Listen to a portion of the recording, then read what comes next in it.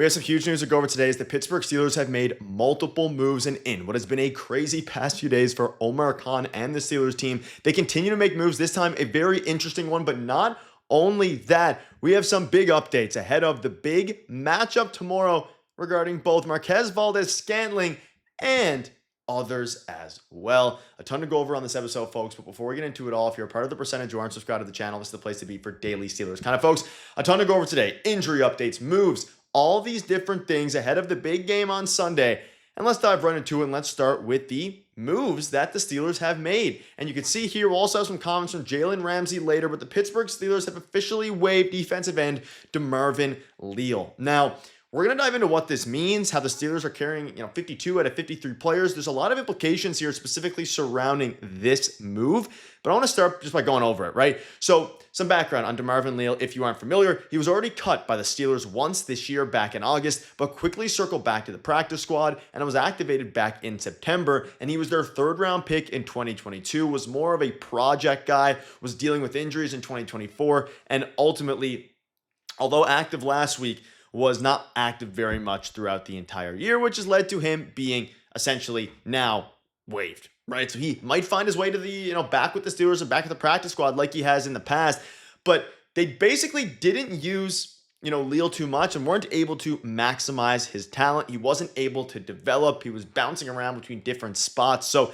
if he clears waivers, he can re-sign with the Steelers, but ultimately he played 31 games as a Steeler with 6 starts and a bit over 30 tackles. So nothing too crazy, but at the end of the day here, he is gone, and hopefully he can find a spot where he maybe develops. Wish him the best, of course. This isn't what we wanted when we, of course, drafted him. This isn't the developing talent that we hoped. We didn't get him to develop as much as we had hoped, we being the Steelers, of course. But at the end of the day, there was a good amount of chances here for the Steelers to do that, and ultimately he has bigger aspirations, I guess, elsewhere, and we'll see if he returns back with the team. But what this means is that the Steelers now have one roster spot open. And with all the injuries they're facing on special teams right now, my theory is that if Jabril Peppers cannot play, we see Trey Sermon signed to the active roster. He's already used all 3 practice squad elevations this year. And we have some updates that came out from practice today, but it does make things interesting now because they are rocking 52 out of the 53 roster spots, which means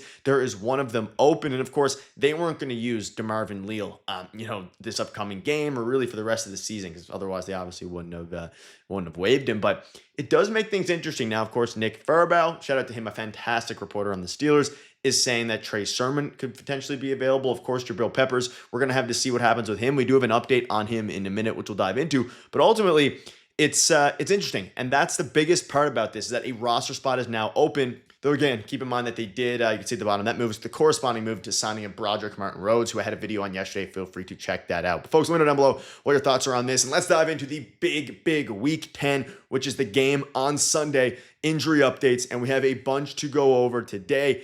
And Jabril Peppers is ultimately out. So, of course, this is from yesterday talking about if Jabril Peppers cannot play. We'll see if they elevate Trey Sermon to the practice squad, whether that be later tonight or into tomorrow. But Isaac Seumalo is out. Scotty Miller is out. Jabril Peppers and Cole Holcomb are all out, which is pretty interesting here. Not ideal, of course, if you're looking at it from the perspective of, some injuries. But at the end of the day, they are in a very, not desperate spot. Like, this is a must-win game. There's absolutely no doubt about it.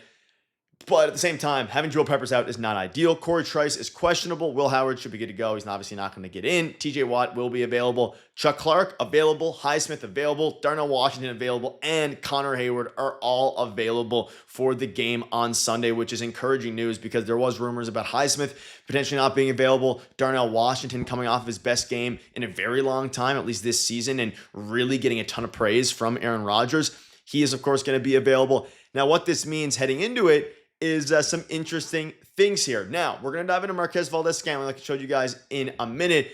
But with Jabril Peppers out, we obviously know that Jalen Ramsey has shifted to safety.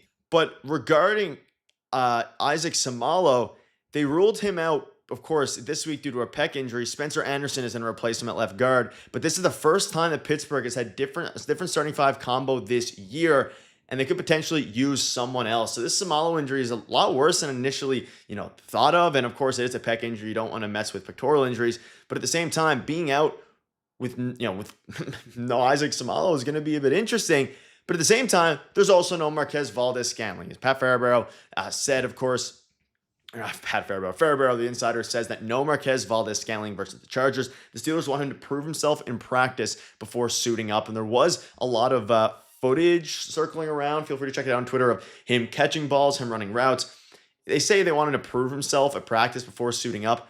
I don't think that's going to necessarily be the biggest of deals here. I think he is absolutely going to be a factor into this lineup. At the same time, though, like Calvin Austin's coming off of a pretty good game. He had a lot of drops, but, okay game. Roman Wilson, I'm sure they'll give him a little bit of opportunity here, but they didn't go out and acquire a asset at the trade deadline at the wide receiver position. So now they can come out and not only can they go ahead and do that, but they can also now use Marquez Valdes-Scantling. I have a weird feeling he's going to have a very big impact, but not this Sunday against the Chargers, according to Farabaugh. Now, at the same time, looking at all these injuries and how this affects what their game plan is heading into Sunday, we know how in love they are with their jumbo set, with the three tight ends, of course, Jonnu Smith, Pat Freiermuth, and Darnell Washington. With Washington available, but missing some depth up there up front, you see here from Nick Farabaugh, we'll see where the Steelers jumbo package goes, but given how big it's been for them and the fact they've had a week to prepare, I would not expect it to be scrapped just because Isaac Sumalo is out. And of course, Sumalo is critical in that O-line regarding the jumbo set, being able to be agile off the line. We know that, but I'm sure they'll find ways around it. I don't think they're going to throw it out the door, especially with how good they were against the Colts when the jumbo set worked so well. Darnell Washington was going so crazy and Aaron Rodgers loving it. I don't think they're going to stray away from it, but it is an interesting point to keep in mind here as you start to look at some of the changes that are happening here, specifically regarding their offensive strategy, but also, of course, their defense with a lot of their, guys out here. So it's going to be interesting. Obviously, left guard Samala was out with Jabril Peppers, the safety as well, being out. We know that Jalen Ramsey has moved into the safety spots. Let me know down below what your thoughts are on these injuries and, of course, the moves. We'll have another video covering some other things later on, probably tomorrow morning. But I want to dive into something else as well, and this is on Jalen Ramsey being the safety. Now, we know he's a veteran. He's fantastic. He's been around a while, though was struggling a little bit at cornerback this year. He was asked about playing safety, and he said that it's definitely not like riding a bike. It's tough but fun. I mean, I love football, all pieces of it.